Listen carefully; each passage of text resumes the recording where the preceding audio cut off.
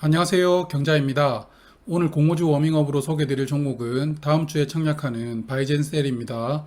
코스닥 시장이 사랑하는 바이오 종목입니다. 그럼 가볍게 어떤 종목인지 저와 함께 알아보시겠습니다. 바이젠셀은 8월 12일 목요일과 13일 금요일에 청약합니다. 단독 청약이고요. 다만 환불일이 8월 18일 수요일인데요. 8월 16일이 광복절 대체 공휴일이므로 이렇게 청약 후 5일 뒤에 환불이 되게 됩니다.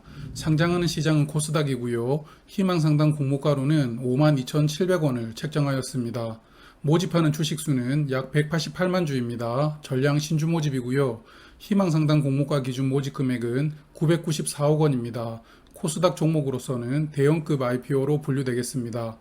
투자자별 배정 수량을 보면 우리 사주조합에게 25,000주를 배정했는데요. 배정 수량은 1.3%로 많지는 않지만 바이젠셀은 아직 연구원 중심의 신약을 개발하는 회사이므로 직원 수가 굉장히 적은데 이렇게 우리 사주조합에게 수량을 배정한 것이 특이했습니다. 그리고 일반 투자자에게는 47만 주 배정합니다. 주관사는 대신증권과 KB증권입니다.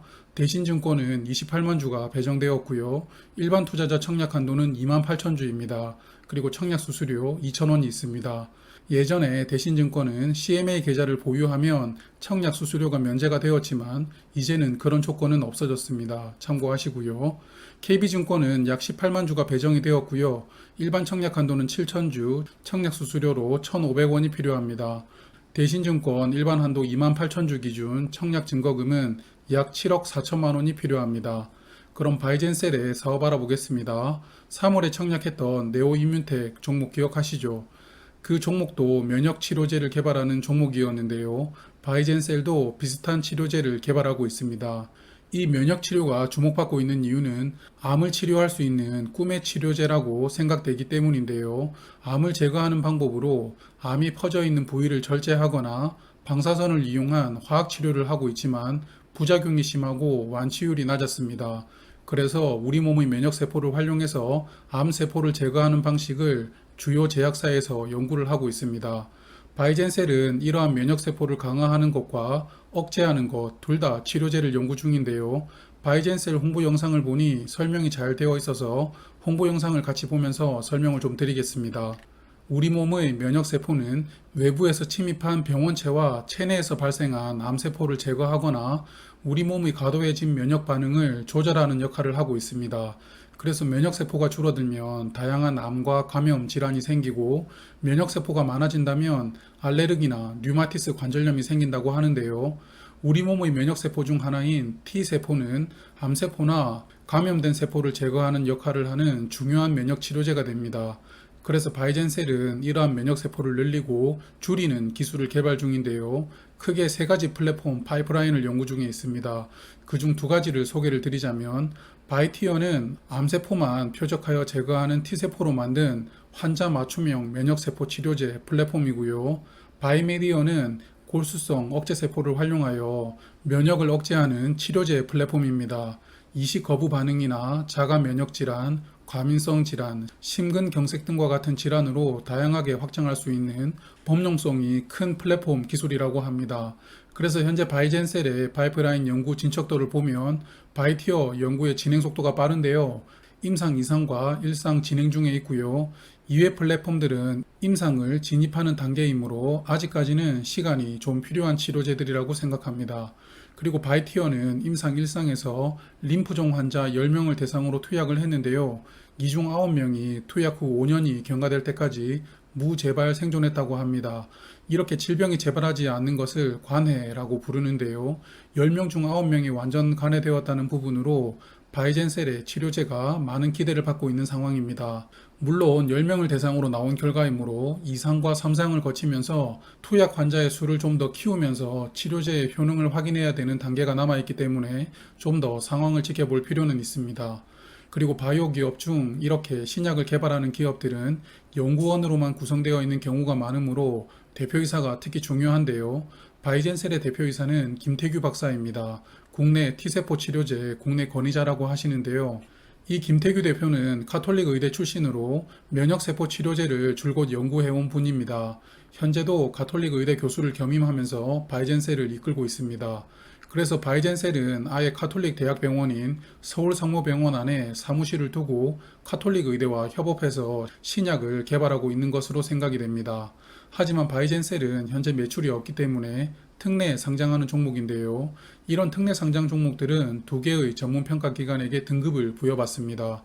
바이젠셀은 한국 기업 데이터에게는 A, 그리고 나이스 평가정보에게는 트리플 B를 받았는데요. 7월에 청약했던 큐라클보다는 등급이 좀 약한 것을 알 수 있습니다. 이런 부분들도 투자에 참고하시고요. 그리고 바이젠셀은 공모 자금을 활용해서 현재의 파이프라인 임상 및 연구개발 비용으로 393억 원을 사용합니다. 세포를 배양하는 등의 연구소를 구축하는 비용으로도 122억 원을 사용하고요. 또한 267억 원은 인건비 등의 운영 자금으로 활용합니다. 그럼 상장일 유통물량 볼까요? 바이젠셀의 상장일 유통물량은 439만 주입니다. 유통물량 비중으로는 46.6%인데요. 유통물량이 많습니다. 거기에 상장일 유통되는 기존 주주 물량도 253만 주로서 비중은 26.8%입니다. 유통물량이 좋지 않은 수준입니다. 그리고 2019년에 바이젠셀은 마지막으로 투자를 받았습니다. 한 주에 39만 7,500원으로 유상증자를 하였는데요. 그리고 10분의 1로 액면 분할하였고 100% 무상증자하였습니다. 그럼 2019년에 취득한 분들의 평균 단가는 19,875원이 되는데요. 공모가가 희망상당 가격으로 정해진다면 이들이 취득한 단가는 공모가의 38% 금액이 됩니다. 이런 부분들도 청약하실 때 고려하시면 좋다고 생각이 되어 소개를 드립니다. 바이젠셀은 2020년까지는 자본 잠식 상태였습니다만 금년 1분기에 전환상한 우선주가 전부 상장을 앞두고 보통주로 전환하게 되었습니다. 몇 번 말씀을 드렸지만 전환상한 우선주는 보통주로 전환되기 전에는 부채로 계상되고 있다가 이렇게 보통주로 전환이 되면 부채는 줄어들고 보통주의 액면가만큼 자본금이 늘어나게 되므로 1분기에는 굉장히 재무 상태가 건전하게 변했다는 것을 보실 수 있습니다. 그리고 공모자금으로 약 900억 원이 유입될 것이므로 당분간 바이젠셀의 재무 상태는 큰 걱정 없이 회사를 꾸려나갈 수 있으리라고 생각됩니다. 그리고 바이젠셀은 아직까지 돈을 벌고 있는 회사는 아니므로 손익 소개는 넘어가도록 하겠습니다. 그럼 공모가 선정 프로세스 볼까요? 일단 공모가 선정을 위해서 유사기업으로 제약사 7개 기업을 선정했습니다. 7개 기업을 보면 국내 쟁쟁한 제약사들이 많이 포함되어 있는데요. 그리고 유사기업 평균 PER을 구하기 위해서 최근 4분기 순이익과 1분기 순이익을 4배로 곱해주는 두 가지 방식을 적용했습니다.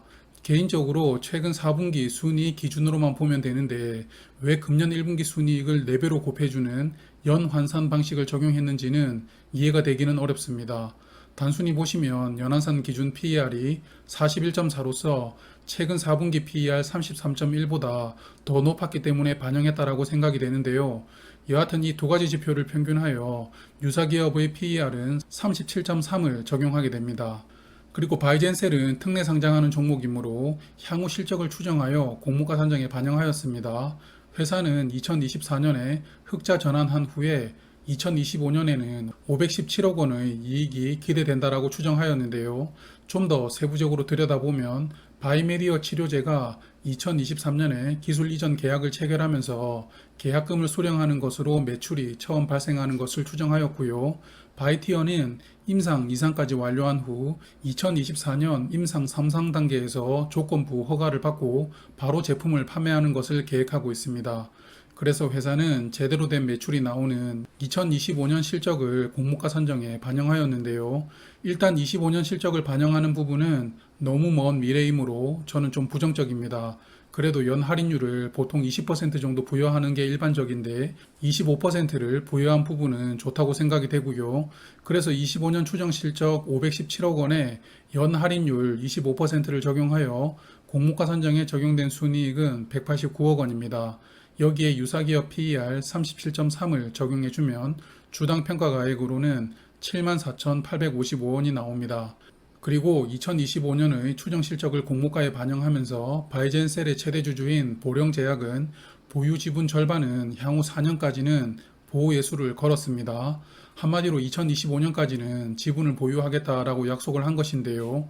그러므로 2025년이라는 너무 먼 미래를 공모가에 반영한 부분에 대해서 최대 주주가 어느 정도는 개런티를 해준 것이라고 생각합니다.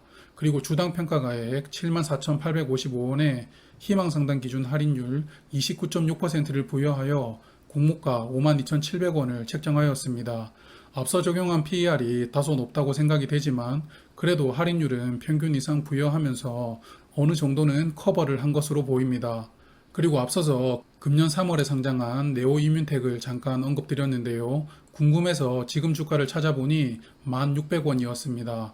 네오 이뮨텍도 T세포를 활용한 면역 치료제를 현재 개발 중에 있는데요. 공모가는 7,500원이었습니다. 현재 주가 기준으로 시가총액은 약 1조 원 정도인데요. 바이젠셀의 공모가 기준 시가총액이 약 5천억 원입니다. 이 부분에 대해서는 청약 후에 한 번 더 말씀드리도록 하겠습니다. 그리고 바이젠셀은 환매 청구권은 부여되지 않은 종목입니다. 그럼 앞서 말씀드린 부분들 정리를 해볼까요? 바이젠셀은 8월 12일 목요일과 13일 금요일에 청약합니다. 대신증권과 KB증권이 주관하고요. 188만 주를 신주로 모집하는데 일반 투자자에게는 47만 주 배정하였습니다. 바이젠셀은 면역 치료제를 개발하는 기업인데요. 면역을 강화하거나 억제하는 치료제 둘 다 개발하고 있습니다. 바이젠셀의 상장일 유통 물량은 46.6%이고요. 그중 기존 주주 물량은 26.8%입니다. 상장일 유통 물량이 많은 수준입니다. 25년 추정 이익을 공모가 산정에 반영하였고 유사기업 PER로 37.3을 적용하였습니다. 희망상단 할인율은 29.6%를 적용하였고요. 특례 상장하는 종목이므로 공모가의 적정 여부를 판단하기는 어렵지만 2025년 추정 이익을 반영한 부분으로 인해서 최대 주주인 보령제약이 보유한 물량의 절반은 2025년까지 보호예수를 걸었습니다. 오늘 준비한 내용은 여기까지입니다. 내일은 HK 이노엔의 상장일이죠. 카카오뱅크를 낮은 가격에 매도하시고 아쉬워한 분들이 많으셨는데요. HK 이노엔은 다들 원하시는 가격으로 매도하시길 바라겠습니다. 시청해주신 구독자분들께 감사드리며 내일 저녁 다시 찾아뵐게요. 저는 경제적 자유민족이었습니다. 오늘도 많이 더우시죠? 조금만 있으면 가을이 와요. 힘내세요.